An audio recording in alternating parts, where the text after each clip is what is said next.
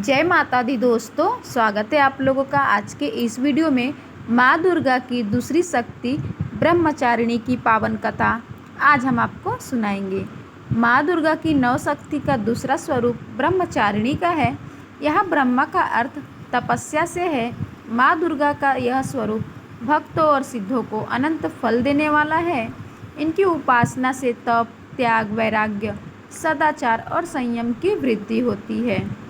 ब्रह्मचारिणी का अर्थ तप की चारिणी यानी तप का आचरण करने वाली देवी का यह रूप पूर्ण ज्योतिर्मय और अत्यंत भव्य है।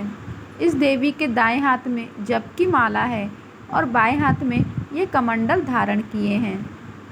पूर्व जन्म में इस देवी ने हिमालय के घर पुत्री रूप में जन्म लिया था और नारद जी के उपदेश से भगवान शंकर को पति रूप में प्राप्त करने के लिए घोर तपस्या की थी। इस कठिन तपस्या के कारण इन्हें तपश्चारिणी अर्थात ब्रह्मचारिणी नाम से अभिहित किया गया। 1000 वर्ष तक इन्होंने केवल फल फूल खाकर बिताए और 100 वर्षों तक केवल जमीन पर रहकर शाक पर निर्वाह किया।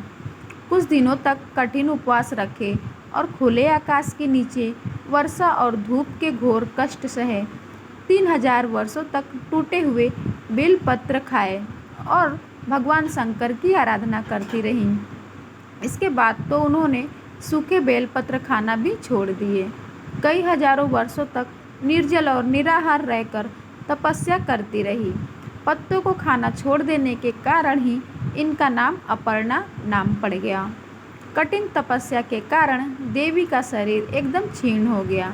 देवता, ऋषि, सिद्धगण, मुनि सब ने ब्रह्मचारिणी की तपस्या को अभूतपूर्व पुण्य कृत्य बताया, सराहना की और कहा, हे देवी, आज तक किसी ने इस तरह की कठोर तपस्या नहीं की। यह तुम ही से ही संभव थी। तुम्हारी मनोकामना परिपूर्ण होगी और भगवान चंद्रमौली शिव जी तुम्हें पति रूप में प्राप्त होंगे।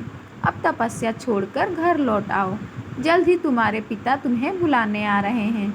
इस देवी की कथा का सार यह है कि जीवन के कठिन संघर्षों में भी मन विचलित नहीं होना चाहिए। माँ ब्रह्मचारिणी देवी की कृपा से सर्वसिद्धि प्राप्त होती है।